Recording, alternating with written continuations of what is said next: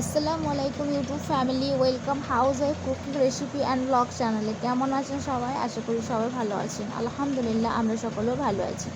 আজ আমি আপনাদের সাথে শেয়ার করব লাউ পাতার বড়া। লাউ পাতার বড়া বানানোর জন্য এখানে ডাল ভিজিয়ে নিয়েছি, রসুন নিয়েছি, কাঁচা লঙ্কা নিয়েছি আর লাউয়ের পাতা নিয়েছি। খুবই সুন্দর একটি ইউনিক রেসিপিও বলতে পারেন বা গ্রাম্য পদ্ধতির রেসিপি বলতে পারেন। তো আমি এখানে ফার্স্ট রসুন, কাঁচা লঙ্কা ও মসুরের ডালটি ভালো করে গ্রাইন্ডার করে একটি পেস্ট বানিয়ে নেব।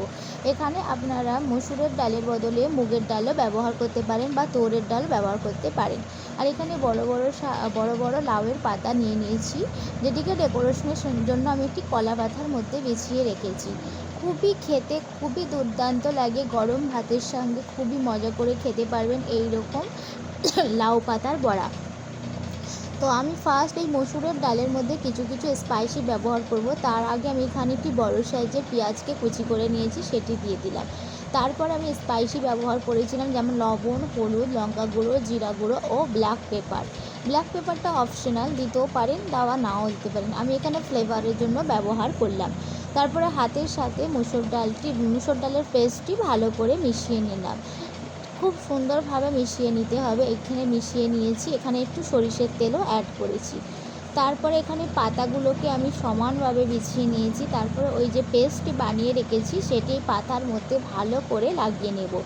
এইভাবে আমি পুরো পাতার মধ্যে পেস্টটি লাগিয়ে নিয়েছি। তারপরে এক একটি ভাঁজ দিয়ে এক একটিভাবে পেস্ট লাগাবো। তো আমি এইভাবে একটু একটু করে দেখালাম, যেহেতু আমি একাই ভিডিও বানাচ্ছি, কোনো রকম রিং লাইট ব্যবহার না করে, তাই পুরোভাবে দেখানো সম্ভব হয়নি। তো এইভাবে ঠিক পাতুরির শেপে বড়াগুলো আমি রেডি করে নিচ্ছি। শেপটি আপনারা আপনাদের ইচ্ছা মতো করতে পারেন। তো এইভাবে আমি পাতুরির শেপে রেডি করে নিলাম। এখানে কোনো রকম সুতো ব্যবহার করব না, ঠিক ভালোভাবে পাতুরির শেপে এইভাবে আমি একে একে সমস্ত বড়াগুলো রেডি করে নিলাম। তারপর আমি একটি ফ্রাই প্যান বসিয়ে দেবো, সেখানে লো ফ্লেমে বড়াগুলো ভালো করে ফ্রাই করে নেব। অবশ্যই একবার এই লাউ পাতা দিয়ে বা কুমড়ো পাতা দিয়ে এই রকম ডালের বড়া বানিয়ে দেখবেন, খুবই ভালো খেতে লাগবে। এটি একটি গ্রাম্য পদ্ধতির রেসিপি বলতে পারেন, কিন্তু একবার অবশ্যই আপনারা ট্রাই করবেন। তো এখানে আমি একে একে ভাজ করে রেখে দিলাম। তারপরে আমি এখানে একটি ফ্রাই প্যান বসিয়ে দিয়েছি।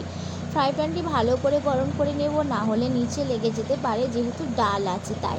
তারপর এখানে অল্প পরিমাণ সাদা তেল দিয়ে দিলাম। তারপর তেলটি ভালো করে গরম হওয়ার পর একে একে আমি বড়াগুলো তেলের মধ্যে দিয়ে ঢাকা চাপা দেব। ঢাকা চাপা দেওয়ার একটাই কারণ, লাউ পাতাগুলো তো সিদ্ধ হওয়ার প্রয়োজন, কারণ কালার তো খুব জলদি এসে যাবে, কিন্তু লাউ পাতা কি সিদ্ধ হবে? তাই লাউ পাতাগুলো সিদ্ধ করার জন্য আমি ঢাকা চেপে এপিট ওপিট করে ভালো করে ফ্রাই করে নেব।